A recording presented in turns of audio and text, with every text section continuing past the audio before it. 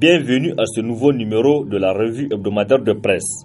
L'un des sujets traités presque par tous les journaux parus cette semaine au Niger, c'est bien sûr l'affaire Asus SA. Le quotidien indépendant nigérien, l'enquêteur du 9 mai 2018, titre à sa une « Audition de l'ex-DG d'Asusu à la PJ, Reki Yakubu l'acharnement », s'interroge le journal pour qui cela s'appelle traverser une mauvaise passe. Aussitôt après sa destitution, Reki Yakubu fait face au pendant judiciaire de ce qu'il convient d'appeler l'affaire Asus SA. Pour l'enquêteur, les choses risquent de virer au cauchemar pour elle. Tout est possible, poursuit le journal. Pour l'instant, la machine judiciaire est mise en branle, note l'enquêteur qui se demande si l'ancienne figure de proue de la microfinance au Niger saura-t-elle sauver sa tête. Le quotidien indépendant ajoute que l'ancienne directrice générale d'Asusu SA pourrait n'être que l'instrument par lequel le pouvoir espère abattre politiquement Ibrahim Yakubu. Nous sommes dans la sphère des possibles, c'est-à-dire que la piste politique n'est pas à exclure, indique l'enquêteur. Mais attendons de voir, a-t-il conclu.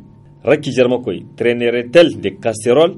C'est la question que se pose le républicain qui écrit dans ses colonnes après le limogeage de Reki et la mise en place de l'administration provisoire le mardi dernier. La désormais ex-PDG d'Asusu était à la police judiciaire. Dans la même journée, apprend-on, une perquisition à son domicile a été autorisée, rapporte le journal qui cherche à savoir ce qu'on reproche à Reki.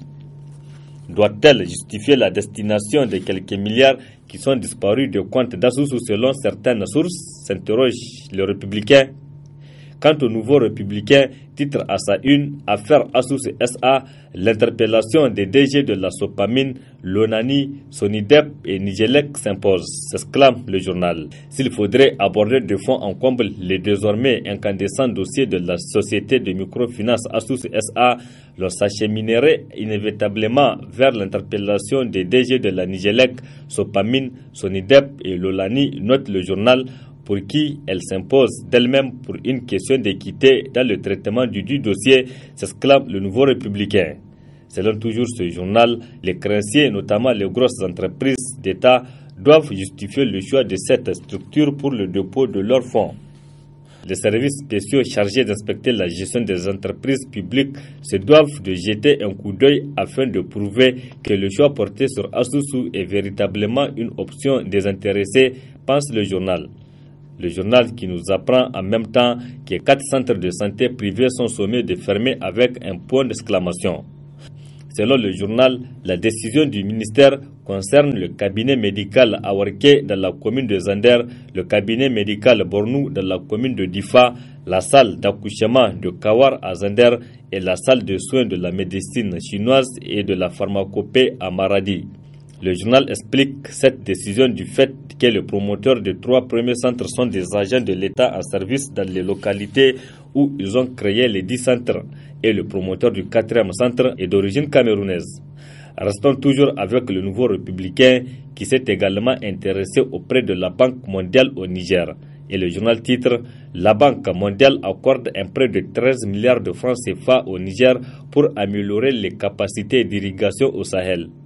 Selon le journal, le gouvernement nigérien et l'institution financière ont signé une convention de financement d'un montant de 13 milliards de francs CFA. C'est un financement pour un projet d'appui régional à l'initiative pour l'irrigation au Sahel, précise le nouveau républicain. Cette semaine encore, les journaux sont revenus sur la crise scolaire et universitaire.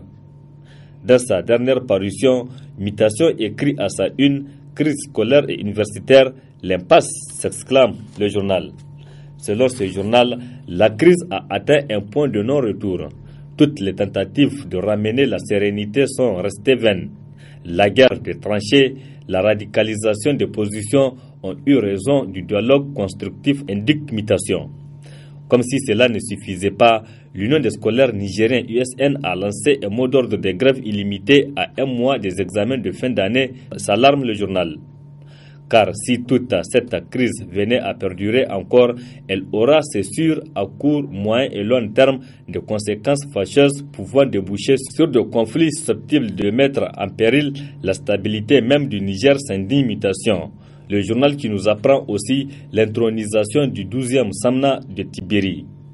El Hadji Boubacar Marafa, opérateur économique de 53 ans, a été intronisé samedi 5 mai chef de canton de Tibiri.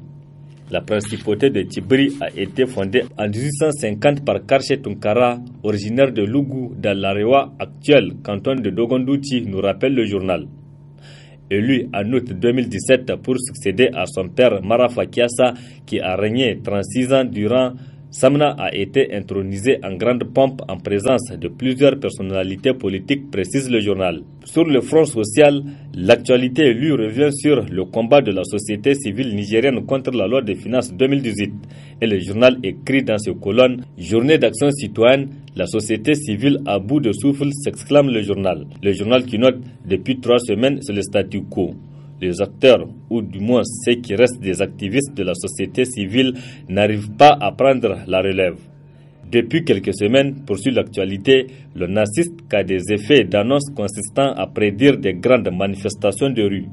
Celles-ci ont été au finish interdites par des autorités régionales pour des raisons sécuritaires, précise le journal.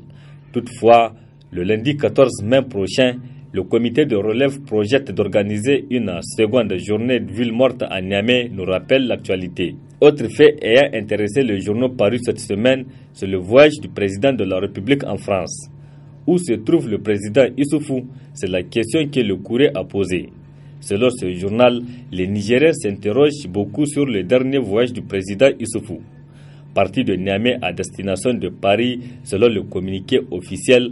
Or, nulle part il n'est mentionné dans l'agenda officiel des autorités françaises ni Édouard Philippe, le Premier ministre, ni Emmanuel Macron, le président français, n'ont à leur agenda la moindre rencontre avec Issouf Mahamadou, rapporte le Courrier, qui se demande alors où est-il passé. Le président Issoufou est sans aucun doute dans un déplacement qui requiert discrétion, indique le journal. Le Courrier estime que l'Assemblée nationale doit l'interpeller pour avoir utilisé les ressources de l'État pour un déplacement qui n'a rien à voir avec la visite du travail et d'amitié véhiculée par les médias de l'État, conclut le Courrier. Ce même journal nous parle d'une plainte contre Bazoum Mohamed et autres pour faux et usage de faux en écriture publique. Selon ce journal, le lundi 7 mai 2018, un conseiller des Affaires étrangères a saisi la Halcia pour porter plainte contre l'ancien ministre des Affaires étrangères Mohamed Bazoum et autres pour faux et usage de faux, notamment dans le reversement systématique des agents au sein du cadre diplomatique et consulaire. Le but recherché par le sieur Ali Issoufou, poursuit le journal, est que la Halcia puisse mettre fin à cette pratique de reversement des agents dans le cadre diplomatique par des méthodes frauduleuses, martèle le Courrier. Enfin, l'enquêteur du 9 mai 2018 s'est aussi intéressé au comportement de l'opposition dans le contexte actuel au Niger. Délitement des règles démocratiques au Niger, la passivité coupable de l'opposition politique, titre le quotidien indépendant. Le journal écrit dans ses colonnes, dans les démocraties bien établies, le rôle de l'opposition est on ne peut plus clair. Elle constitue d'abord un contre-pouvoir afin d'éviter que la majorité ne verse dans les atteintes de droits et libertés individuelles et collectives, explique le journal. Pour l'enquêteur, au Niger, l'opposition n'incarne rien de tout cela. Elle est aux abonnés absents depuis belle lurette. Du fait de sa passivité, de son indolence face aux dérives du régime, l'opposition est en train de creuser sa propre tombe. Si ce n'est déjà fait, conclut l'enquêteur. C'est tout pour ce numéro de la revue hebdomadaire de presse.